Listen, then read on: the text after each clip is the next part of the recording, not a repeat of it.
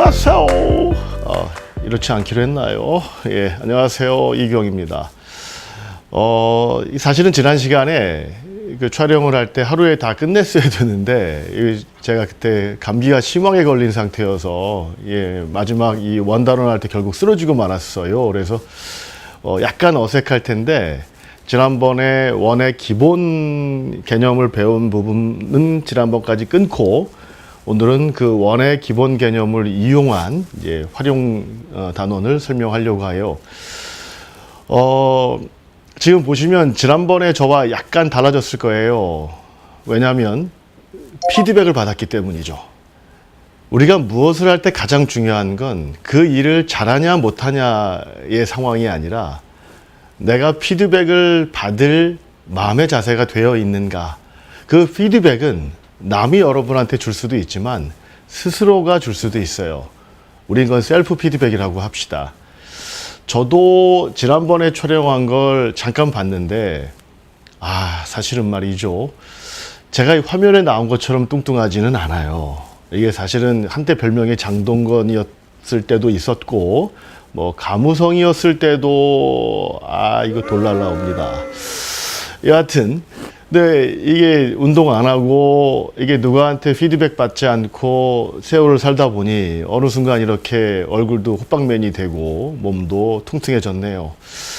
뭐 살을 갑자기 뺄 수는 없으니 여튼 얼굴도 좀 비비크림도 좀 바르고, 예, 머리도 살짝 넘기고 스스로 좀 셀프 피드백을 해서 여러분이 좀 방송 보시다가 토하지 않을 수 있도록, 예, 조금 신경을 썼습니다. 예. 어떠실까 모르겠습니다. 여튼 또 실없는 소리 이제 그만하고요. 지난번에 우리가 원의 개념을 두 가지를 배웠어요. 하나는 표준형, 하나는 일반형. 기억할지 모르겠지만 표준형은 우리가 생각했던 자추의 개념을 이용했던 거였어요. 무슨 말이냐면 한 점에서 거리가 일정한 점들을 다 모아놓으면 그 점의 발자취를 쫓다 보면 무엇이 되냐면 원이 돼요. 그 최초의 한 점을 원의 중심이라고 하고요. 이 원에서부터의 거리가 r 떨어진 점을 xp라고 하면 말이죠. 우리는 식을 이렇게 썼어요. P5의 길이가 r이다. P5의 길이가 r이다라고 하고 식을 썼더니 이렇게 됐죠. x-a의 제곱 더하기 y-b의 제곱은 r 제곱이다. 무슨 말이냐면요. 우리는 이렇게 방정식이 나왔을 때 이 방정식을 해석하는 거예요. 어떤 식이 주어졌는데 우리는 이 식이 이 원일 거라고, 이 식의 정체가 이 원의 방정식일 거라고 해석하는 거라는 거죠. 왜? 여기 x에 어떤 점을 넣어도, 어떤 이 원 위에 어떤 점을 넣어도 성립한다는 건 이렇게 주어진 방정식이 곧 중심은 a, b, 반지름은 r인 원일 거라고 생각하는 것이죠. 다시요. 얘와 얘가 이게 완전하게 매칭되는 게 아니에요. 우리는 이 방정식이 이 원일 거라고 해석한다는 뜻이죠. 자, 이 방정식을 전개하면 형태가 이런 식으로 돼요. x제곱, y제곱, 그리고 x의 1차, y의 1차, 상수항는 0 이렇게 되죠. 자, 우리는 위의 방정식을 원의 표준형, 아래 방정식을 원의 일반형이라고 해요. 자, 그러면 이런 형태가 나와 있을 때, 이런 형태가 되어 있는 모든 방정식이, 모든 등식이 과연 원일까요? 과연 원일까요? 이건 아니라고 배웠죠, 지난 시간에. 왜요? 이 식을 이런 꼴로 만들었을 때, 요 r제곱에 대한 부분이 0보다 커야만 원이 되겠죠. 이 부분이 만약에 0보다 작다면 r제곱이 음수가 될 리는 없잖아요. 실수의 세계에서. 따라서 간단한 예를 한번 들어볼까요? x제곱, y제곱, 2x 플러스 이렇게 k라고 놓고 과연 이 식이 원일까? 또는 원이 되기 위한 k값의 범위는 뭘까? 이렇게 문제가 나오면 뭐 식을 간단하게 바꾸면 되죠. 이렇게 묶어서 x 플러스 1의 제곱이 되고 y제곱은 마이너스 k 이렇게 될 테니 요 값이 0보다 커야 이 식은 원이 되고 따라서 k는 0보다 작아야 한다는 걸 알게 돼요. 다시 말할게요. 원의 일반형이 반드시 원의 방정식인 것은 아니다. 얘를 표준형으로 바꿨을 때 요 r제곱에 해당하는 부분이 항상 양수여야 된다. 그렇다면 여러분 이런 생각하셔야죠. 굳이 원의 일반형을 왜 써야 하는가? 원의 표준형이면 충분한데 수학에서 뭔가를 배운다는 건 용도가 있다는 거예요. 이 방정식이 필요할 때가 있어요. 언제냐면 좌표 평면상에서 세 점이 주어질 때예요.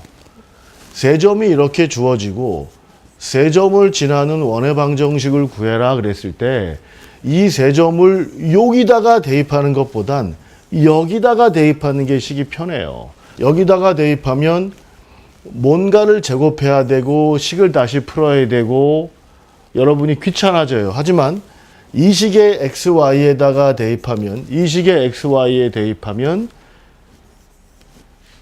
세 식이 나오게 되고 A, B, C로 이루어진 1차 연립방정식이 나오게 되고 이 연립방정식 푸는 건 알 수 있으니 요 세 점을 원의 일반형에 대입해서 A, B, C를 구하는 것이 더 편하다. 이게 뭐라고요? 원의 일반형이 필요한 이유다. 하지만 원의 일반형은 한계가 있다. 얘가 모든 원을 포함하는 것은 아니다. 표준형으로 바꿨을 때 r제곱에 대한 부분이 0보다 커야 한다. 지난 시간에 여기까지 했던 것 같아요. 자, 오늘은 원의 방정식을 배움으로써 우리가 알 수 있는 것들에 대해서 몇 가지 살펴보려고 해요. 물론 조금 더 심화된 내용은 문제를 통해서 하겠습니다. 자, 원의 방정식을 배움으로써 우리는 원과 점에 대한 개념을 일부 이해할 수 있어요. 또 원과 직선의 관계에 대해서도 이해할 수 있고요. 원과 원에 대해서도 이해할 수 있어요. 자, 원과 점의 관계는 뭘까요? 뭐 이런 거겠죠. 원밖에 한 점이 주어지고 여러분 쉽게 문제 만들 수 있잖아요. 원 위에 한 점이 있어요. 여러분 수학에서 동점이라는 말이 쓰일 때가 있고요. 정점이라는 말을 쓸 때가 있어요. 동점이라는 건 여러분도 아실 것처럼 동물, 식물 할 때 그 동자예요. 움직인다는 거죠. 고정되어 있지 않다는 거예요. 정점은 움직이지 않는다. 정지해 있다. 라는 뜻이에요.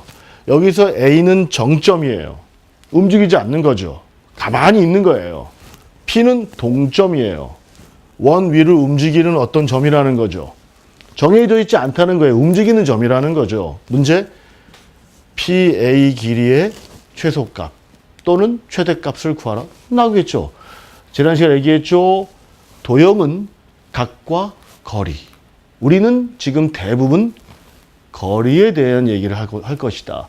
여러분은 이도류를 가지고 있어야 된다. 점과 점 사이의 거리, 점과 직선 사이의 거리, 점과 점 사이의 거리. 그런데 말이죠. 이 P가 움직인답니다. 그럼 어떻게 할 거예요? 기준점. 수학에서 이제 중요한 개념들이 등장하기 시작해요. 기준점이 필요해요. 이 원의 중심이 대부분 문제에 있어서 기준점 역할을 해요. 그럼 어떻게? 여기서 거리 구하는 거죠. 아, 색깔 써야죠. 자, 원의 중심에서 A까지 OA의 길이를 구할 수 있어요. 어떻게 해요? 점과 점 사이의 거리. 이 원의 방정식은 여러분이 알고 있는 거고 요 A도 알고 있는 거예요. 여러분이 이미 원의 중심과 원의 반지름과 A, 점 A를 다 알 수 있어요. 따라서 OA의 길이를 구한 다음에 OA의 길이를 구해서 반지름을 빼주면 그게 그럴 때 P는 요 정도에 있겠죠. 그러면 요 P1이라고 하면 여기 있을 때가 최단거리가 될 거고요. 이게 최단거리예요. 반대로 R을 더해주면 당연히 P2 자리에 P가 가 있으면 최장거리가 되겠죠. 다시요. 우리 뭐 물어보는 거냐면 PA의 최대값 또는 PA의 최소값을 구하라는 거예요. 얘는 최소값. 최대값, 맥스는 뭐 이 민, 맥스 이런 것들은 그냥 편하게 생각합시다. 민 그러면 미니마이즈, 가장 작다. 맥스마이즈, 가장 크다. 영어 시간에 다 배웠죠. 자, OA에다가 R을 더해주면 최대값. 뭐 이런 형태의 문제 나오겠죠. 자, 넘어가 볼까요? 원과 직선 나왔어요. 똑같아요. 원 위 한 점이 있어요. 당연히 동점이겠죠. 원 위에 한 점, 동점. 움직인다는 거죠. 원 위를 움직이는 점이에요. 동점. 원 밖에 직선이 있어요. 그래서 얘도 뭐라고 하냐면 정직선이라고 한단 말이죠. 그냥 멈춰있는 직선이에요. 이렇게 직선이 막 왔다 갔다 하는 게 아니고 그냥 멈춰있는 직선. 고정된 선이 하나 있어요. 똑같은 문제가 나와요. 여기서 여기까지 거리가 제일 짧을 때, 가장 멀 때, 가장 길 때. 그럼 느낌상 뭐 이런 점이 가장 짧을 거고 저기 있을 때가 제일 멀 것 같잖아요. 마찬가지로 기준점. 기준점은 원의 중심. 우리는 원의 방정식이 나오면 표준형으로 빨리 바꿔서 원의 중심과 반지름의 길이를 구해내면 돼요. 자, 원의 중심에서 직선 사이의 거리.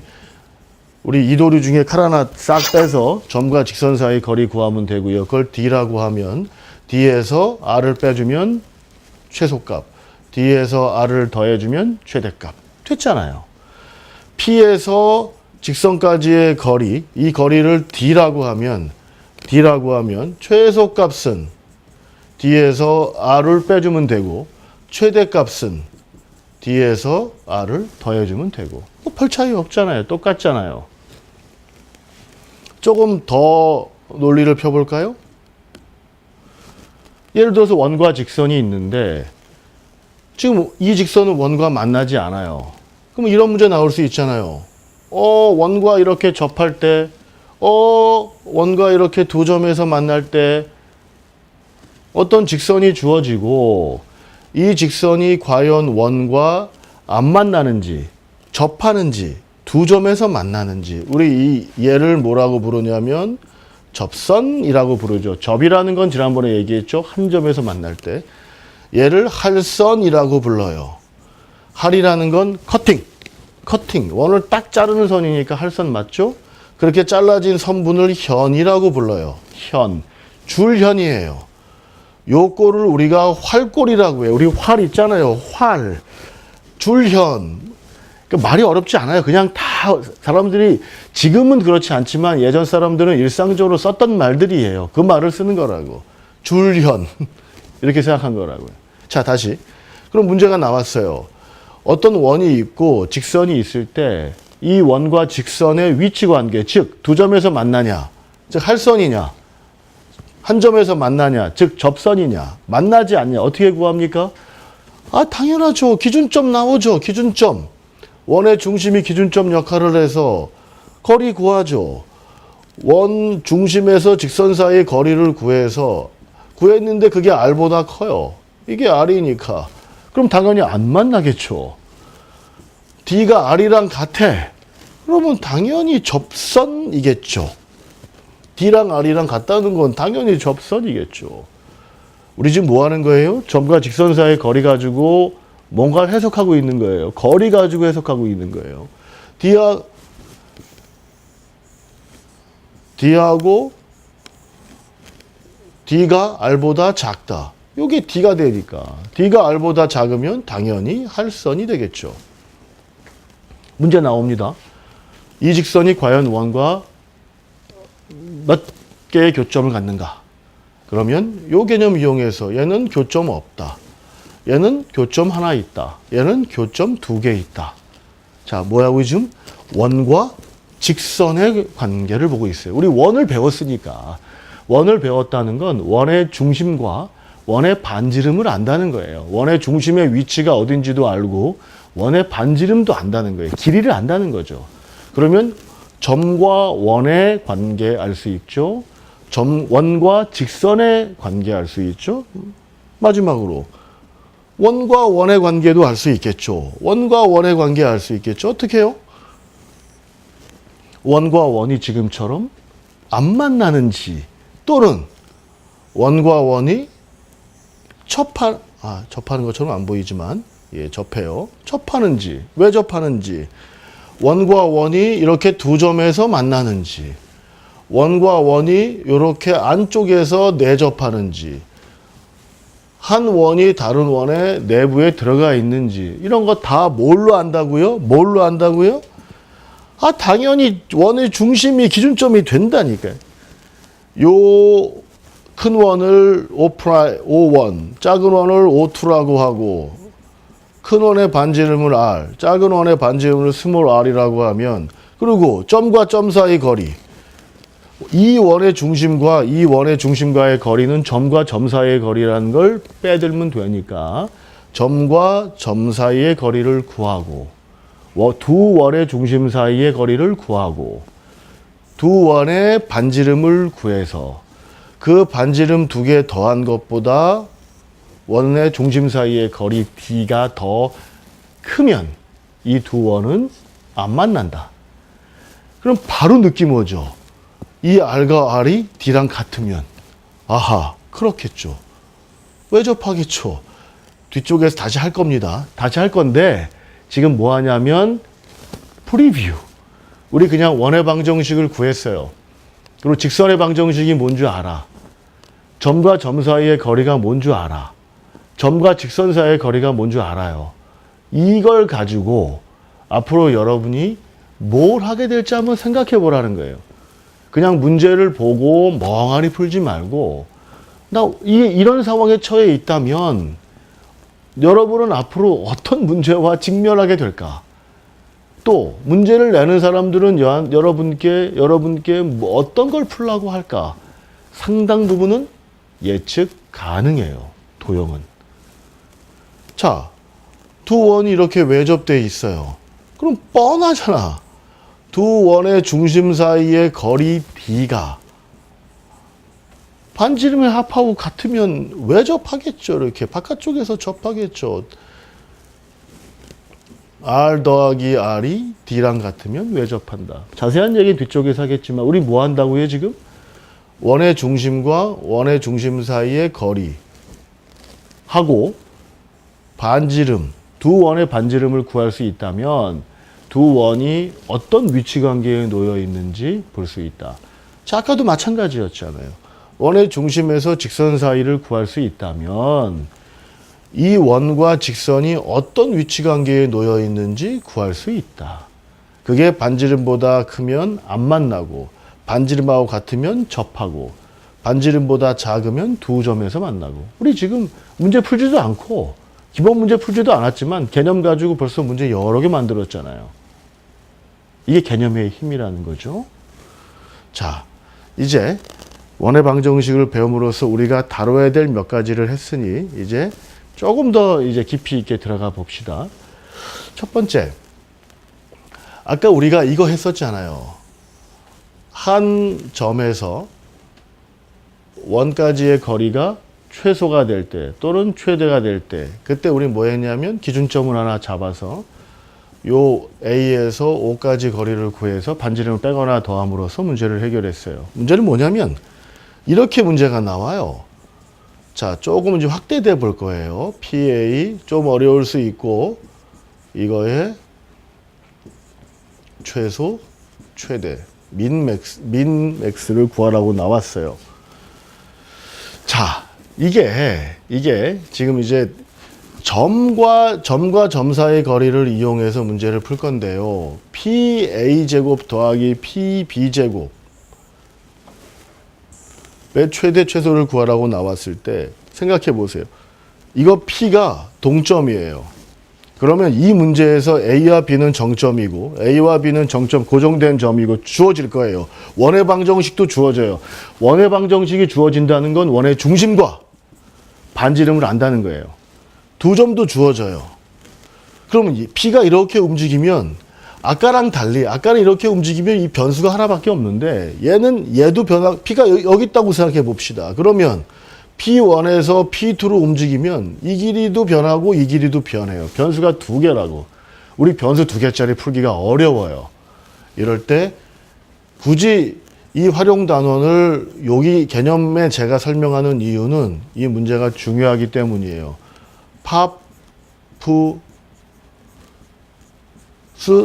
파포스라고 하기도 하고 의 중선 정리가 쓰여요.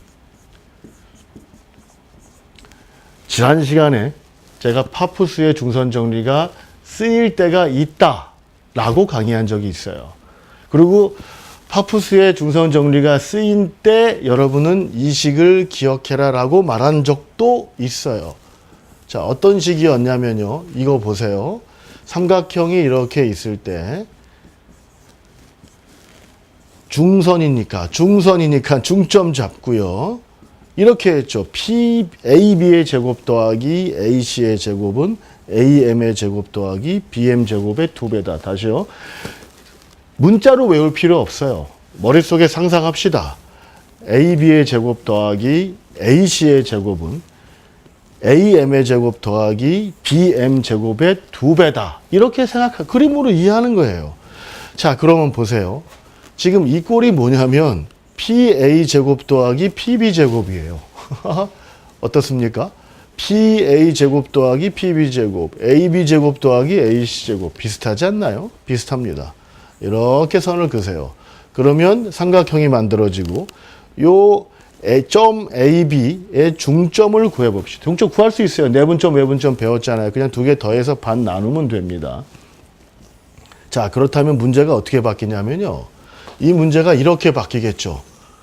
PA 더하기 PB 제곱은 PA 더하기 PB 제곱은 두 배의 이 식으로 보세요.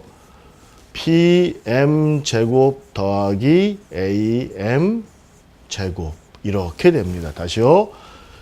예제곱 더하기 예제곱은 예제곱 더하기 예제곱의 2배다. 이게 왜 중요하냐면요. AM의 제곱이 이게 상수예요. 상수라는 건 뭐냐면 정해져 있다는 거예요. 이 길이는 변하는 길이가 아니에요. 왜? 아까 얘기했잖아. AB는 정점, 고정된 점. 그러면 이거의 중점도 당연히 고정된 점이지. 그러면 이 길이도 그냥 정해졌죠. 상수죠. 다시요. 이 문제가 수학에서 중요한 의미를 갖는 이유를 설명해 드릴게요. 단지 파푸스의 정리가 중요한 게 아니라 파푸스의 정리라는 건 왜 쓰이냐는 게 중요해. 왜 이런 게 쓰이냐가 중요한데요. 얘는 변수가 두 개예요. 그런데요. 파푸스의 정리를 이용해서 식을 살짝 바꿔놓으면 변형해 놓으면 변수가 하나밖에 안 돼요. 얘는 상수라니까. 얘는 P가 움직임에 따라서 이 길이 다 변해요. 그런데 파푸스의 정리를 이용해서 식을 살짝 바꿔놓으면 AM은 고정돼서 상수가 되고 결국 PM 길이 요 길이가 제일 짧을 때와 제일 길 때를 구하면 되는데 이건 앞에서 했잖아. 요 M이 있을 때 요 M이 정해지면 요 PM 길이는 앞에서 했잖아요. 이 길이가 제일 짧을 때 길 때는 했잖아. 기준점 원의 중심 갖다 놓고 여기서 여기까지 거리 구한 다음에 반지름 빼면 제일 짧을 때고 반지름 더하면 제일 길 때라고 했잖아요. PM의 길이의 최대값, 최소값만 구하면 되고 이건 앞에서 했다니까. 이건 앞에서 했잖아요. 앞에서 했잖아. 다시 파푸스의 중선 정리라는 게 있어요. 그럼 여러분이 항상 이런 생각을 해야 됩니다. 이거 뭐에 쓰이는 건데 지금 당장 쓰이지 않는다면 앞으로 쓸 거니까 지금 배우는 거고 그래서 기억을 하고 있어야 돼라는 생각이 맞는 거예요. 자, 두 번째. 그럼 파푸스의 정리라는 게 어떤 의미를 갖느냐는 거죠. 그냥 A식이 수학은 다 변형식이야. 수학은 변형하는 거야. 왜 변형하냐고. 왜? 어떤 의미를 갖기 위해서. 지금 얘가 내가 알고 있는 의미가 아니야. 또는 내가 해결할 수 있는 상태가 아니에요. 요리하라고. 러 데이터가 있으면 지난번에 얘기했잖아요. 쿠킹하라고. 요리하는 거. 자르고 튀기고 볶고. 언제? 여러분이 원하는 맛이 날 때까지. 여러분의 뇌가 이 개념을 이해할 때까지 변형시키라는 거고. 우리는 수학의 모든 개념은 변형이야. 파푸스의 정리? 얘가 얘로 변형된다는 거야. 둘이 같다는 게 뭐 이렇게 대단해? 변형하면 성질이 바뀐다니까? 얘는 변수가 2개였는데 변수가 하나로 줄어요.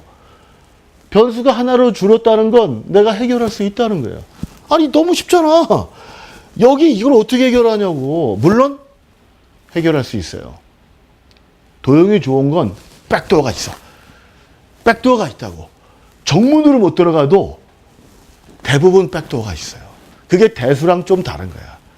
도형은 조금 머리 굴리면 뒤로 돌아갈 수 있는 길도 있어요. 대신 많이 가야 돼. 많이 돌아가야 돼. 일단은 정문으로 들어가는 것부터 합시다. 백도어는 좀 나중에. 조금 훈련이 필요하니까. 아니 남의 집 뒷문 들어가는 게 쉽나? 열쇠고 들어가기 쉽나? 일단은 정문으로 당당하게 들어가기. 다시 이런 형태 문제 나오면 장황하게 얘기했지만 이 방법을 쓰지 않으면 거의 풀지 못하기 때문에 장황하게 설명드리는 거예요. 자, 이제 오늘부터는 깔끔하게 제가 시간을 맞출 거예요. 30분씩. 그래서 나머지 강의 30분씩 딱 쪼개서 뒤에 원의 활용 하나 더 하고 도형에 이동한 다음에 마지막 3강의는 문제풀이로 들어갈 겁니다. 자, 다음 시간에 다시 뵐게요. 고맙습니다.